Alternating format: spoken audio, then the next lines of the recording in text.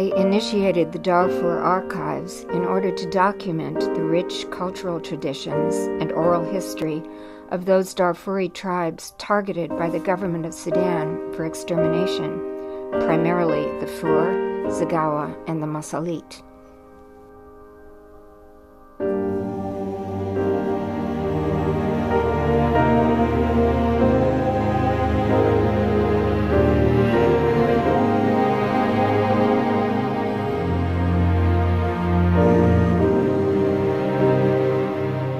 In 2003, Sudanese President Omar al-Bashir and his cabal launched a merciless campaign of destruction upon the non-Arab tribes of Darfur.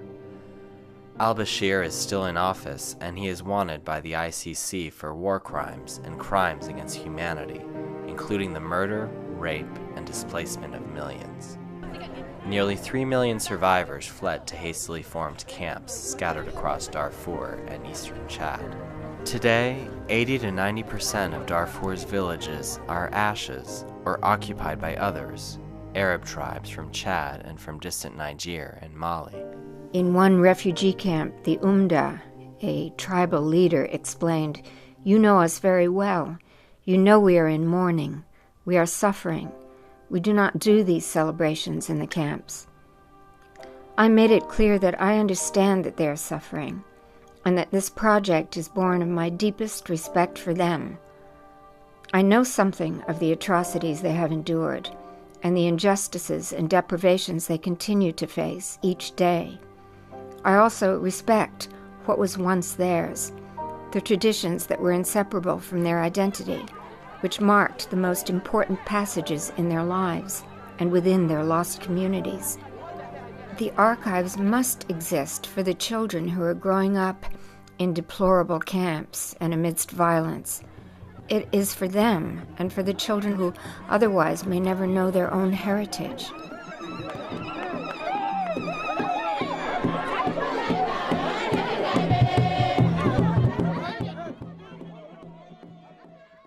The livelihood of the Darfurian people was once tied to the land. The Fur and the Masalit people are agriculturalists, the Zagawa, herders. Young people who know only life in the camps will not know the agricultural methods when peace finally comes and they can return to their land, nor will they know their own rich cultural traditions. I pledged to the refugees that when, one day, peace comes, there will be a museum in the middle of Darfur, a place where the young people can go to reclaim what is theirs. I then told them I would be at a designated spot at the edge of the camp every day for a month. I will simply operate the camera. They could decide what should be preserved. It's for them, for the children of Darfur, and for the generations to come. In the thousands they came each day, and they brought forth their treasures. I have filmed some 35 hours of songs, dances, celebrations of coming of age, marriage, planting, harvesting, visiting neighboring villages, children's stories, mourning and honoring the dead. The elders shared their memories and the stories told to them by their grandparents. We have gone back 300 years. Kiming fukuran tale, te na ting balat ko. Hokoy balat tanda ko kada megero. Kiming anak ko nang ti amarchan, kiming malha sa gurba ambusa.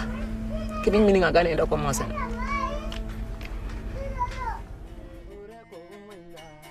The refugees took over this project as their own, which of course it is. I spent a month in the Urakasoni refugee camp.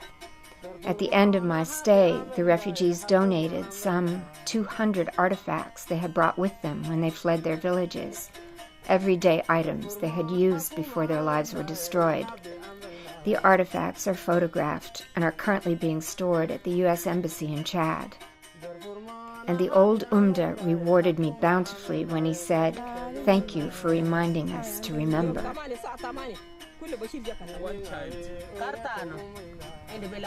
It is bewildering that no one has done this for the people of Darfur.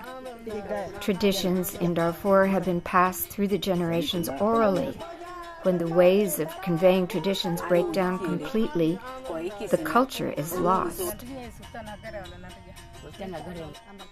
The project has in so many ways exceeded my goals. I could not have anticipated such wholehearted support from the refugees. But at least one more trip back to the refugee camps will be necessary in order to form a complete archive.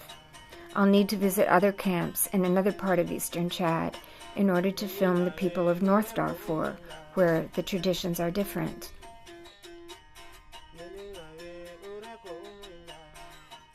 As you see, while he is singing, no one is shouting, no one is playing or dancing, because they are hearing just thing. Very sad. And he mentioned in his song what happened for us from government troops as well as Janjaweeds.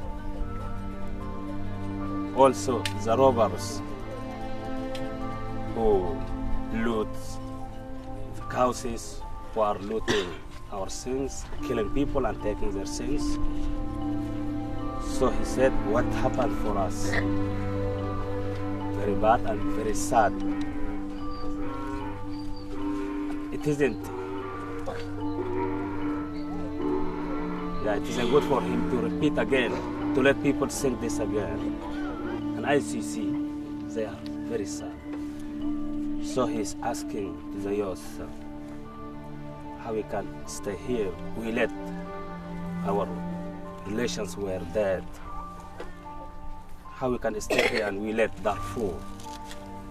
So he's calling the youth to go back again to Darfur. Yeah, this is what he said. And no one shout, no one is playing. The sorrow is on their faces. The primary importance of the archive is that it will exist for Darfuris in the future.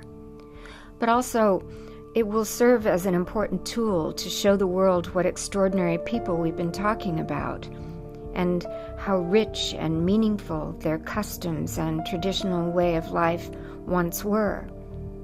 I believe seeing the ceremonies and hearing the stories will bring Darfur's remarkable and courageous people into focus in new ways.